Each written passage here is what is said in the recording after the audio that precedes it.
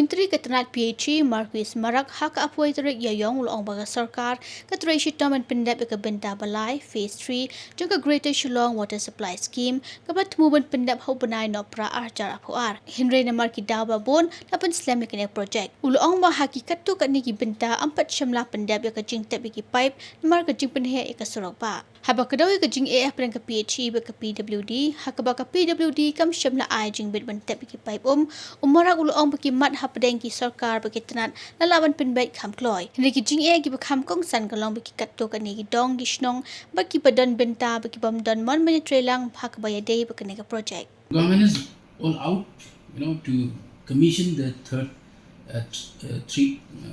phase of the Shillong Greater Water Supply Scheme.